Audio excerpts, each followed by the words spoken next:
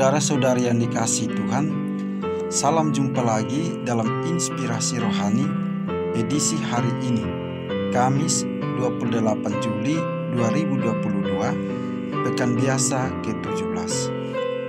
Marilah berdoa. Dalam nama Bapa dan Putra dan Roh Kudus. Amin. Saudara-saudari yang dikasihi Tuhan, Inspirasi Rohani hari ini diambil dari Injil Matius bab 13 ayat 47 sampai dengan 53. Demikian pula hal kerajaan surga itu seumpama pukat yang dilabuhkan di laut, lalu mengumpulkan berbagai-bagai jenis ikan. Setelah penuh, pukat itu pun diseret orang ke pantai, lalu duduklah mereka dan mengumpulkan ikan yang baik ke dalam pasu, dan ikan yang tidak baik mereka buang. Demikianlah juga pada akhir zaman. Malaikat-malaikat akan datang memisahkan orang jahat dari orang benar, lalu mencampakkan orang jahat ke dalam dapur api. Di sanalah akan ada ratapan dan kertakan gigi. Mengertikah kamu semuanya itu? Mereka menjawab, "Ya, kami mengerti." Maka berkatalah Yesus kepada mereka, "Karena itu, setiap ahli Taurat yang menerima pelajaran dari hal kerajaan surga itu, seumpama tuan rumah yang mengeluarkan harta yang baru dan harta yang lama dari perbendaharaannya."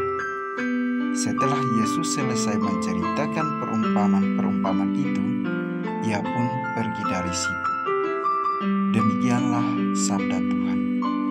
Saudara-saudari yang dikasihi Tuhan, semua perumpamaan yang mengacu pada akhir zaman ini sungguh real dan semua itu menenangkan hati. Namun kita harus berhati-hati agar tidak membiarkan pikiran tentang akhir zaman itu memenuhi diri kita dengan rasa takut yang tak perlu. Sebagai umat Kristiani, kita tahu dan seharusnya yakin bahwa Allah adalah seorang Bapa yang sangat mengasihi kita. Dia memberikan kepada kita apa saja yang kita butuhkan agar tetap berdiri tegak penuh keyakinan dalam hari penghakiman terakhir. Ingatlah, mereka yang hidup dalam Kristus adalah ciptaan baru, dan mereka yang percaya kepada Yesus telah berpindah dari kematian ke kehidupan dan tidak turut dihukum. Kebenaran membebaskan dari Injil adalah bahwa apabila kita tetap hidup dalam Kristus, kita menjadi ikan-ikan yang baik. Dalam Dia, kita adalah domba-domba dan bukan kambing-kambing, gandum dan bukan ilalang. Yesus akan menunjukkan kepada kita bahwa kita tidak perlu takut akan penghakiman terakhir.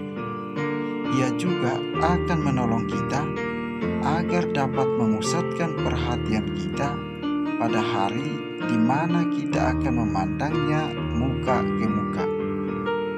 Saudara-saudari yang dikasihi Tuhan, selagi kita datang kepada Yesus dalam doa dan pembacaan serta permenungan sabdanya, maka Dia akan menunjukkan betapa berharga harta yang kita miliki dalam Dia dan bagaimana hidup dengan cara-cara yang menyenangkan hatinya.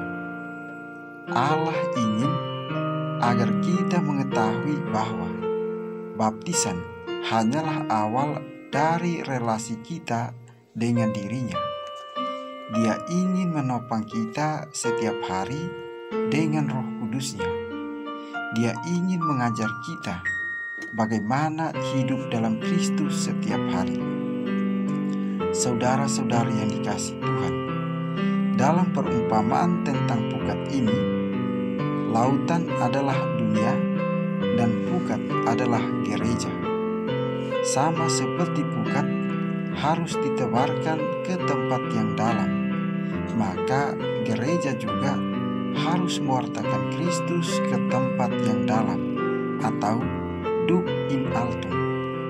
Dan setelah penuh, maka pukat tersebut diseret ke pantai dan orang-orang kemudian mulai memilih ikan yang baik dan membuang ikan yang tidak baik.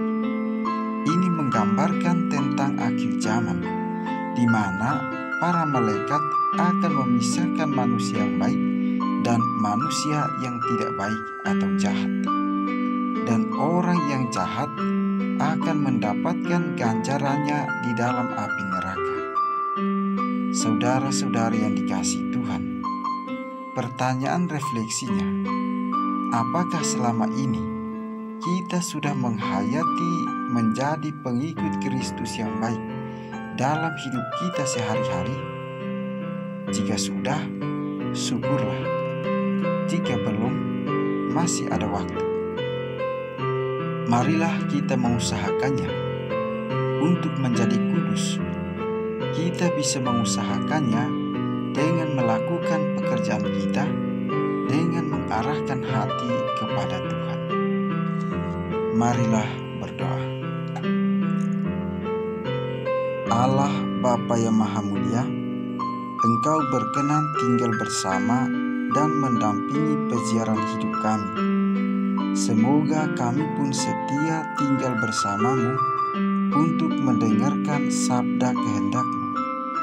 Dengan pengantaran Kristus Tuhan kami yang bersama Dikau dalam persatuan Roh Kudus, hidup dan berkuasa kini dan sepanjang segala masa. Amin.